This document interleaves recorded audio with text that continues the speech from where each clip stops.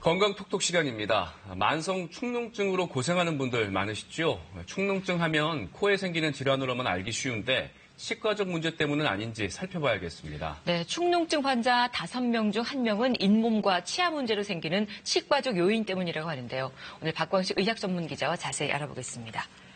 네, 박 기자, 축농증 하면 코가 막히고 콧물 나고 이 코 문제 때문인 것 같은데 아닌가요? 네, 일단 축농증 하면요, 코하고 양쪽 이 안쪽에 있는 이 부비동이 주로 문제인데요. 사실 이 부비동, 이 공기주머니에는 이 자연공이라는 창문이 있어서 여기로 공기가 드나들면서 온도나 습도를 유지해주고요.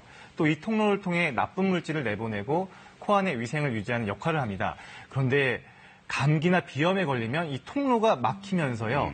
이 공기주머니가 지저분해지고 감염돼서 고름이 고이는 걸 축농증, 이른바 부비동염이라고 부르는 겁니다. 그러니까 이제 코 옆에 공기주머니, 부비동에 고름이 찬 게 축농증이라는 건데, 근데 이 축농증, 코가 아니라 치과랑 연관이 있다는 건 무슨 이유인가요?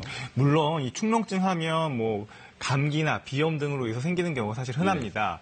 하지만 만성 축농증의 10에서 한 20%가요. 치아나 임플란트와 같이 치과적인 원인에 의해서 부비동으로 염증이 전파돼 생기는 경우인데요. 전문 용어로 치성 부비동염이라고 합니다. 그렇다면 이 치아와 코는 엄연히 다른 공간인데 이게 어떻게 연결될 걸까요? 네. 바로 윗니가 박혀있는 이 위턱을 주목해야 합니다.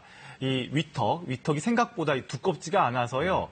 이 어금니 뿌리 끝이 위로 향하는데 바로 위쪽에 있는 이 공기주머니하고 아주 이렇게 가까이 붙어 있습니다. 그렇군요. 이 부비동 바닥면하고 치아 뿌리가 거의 2mm 정도인데요. 하지만 이 사이에 단단한 뼈막이 막고 있어서 잇몸 염증이 있더라도 쉽게 감염이 사실 부비동 쪽으로는 번지지 않습니다.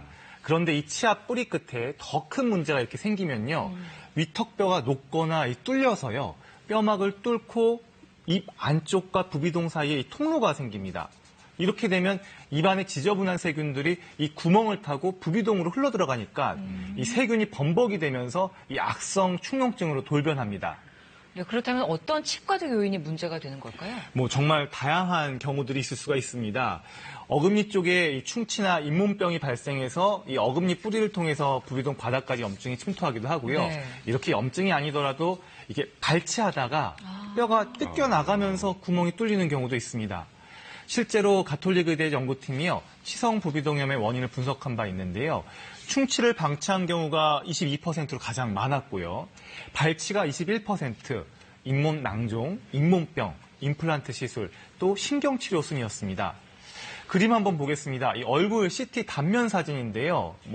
오른쪽 부비동이에요. 이 발치된 치아 조각 보이시나요? 네. 이게 이인데요, 치아. 이 위턱이 뚫려가지고요. 치아 조각 일부가 부비동 안쪽으로 들어간 경우입니다.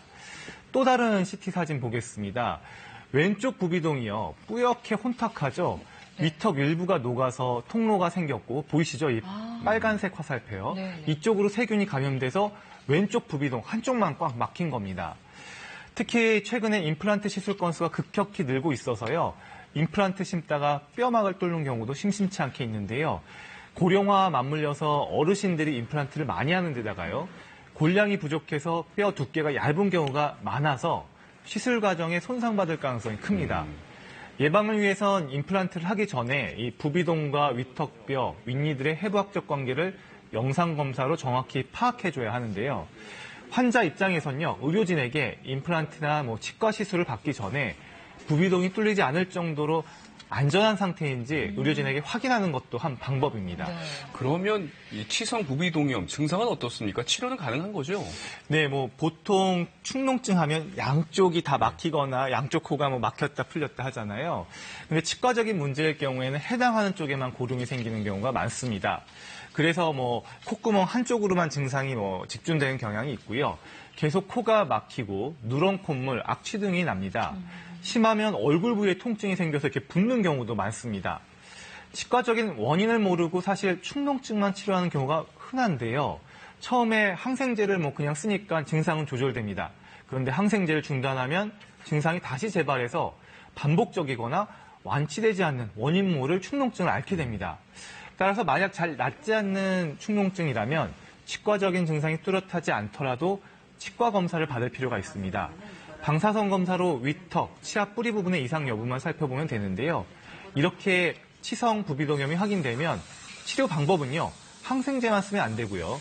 항생제를 쓰면서 고름을 빼내는 배농 치료를 같이 해줘야 합니다. 또 여의치 않을 때는 원인이 되는 그 치아 뿌리를 잘라내는 등 수술적 치료를 추가로 시행하기도 합니다. 이렇게 치과적 원인만 잡아내면 대부분 합병증 없이 치료가 잘 되는 걸로 알려져 있습니다. 네, 오늘 건강톡톡 박광식 기자와 함께했습니다. 말씀 잘 들었습니다. 고맙습니다.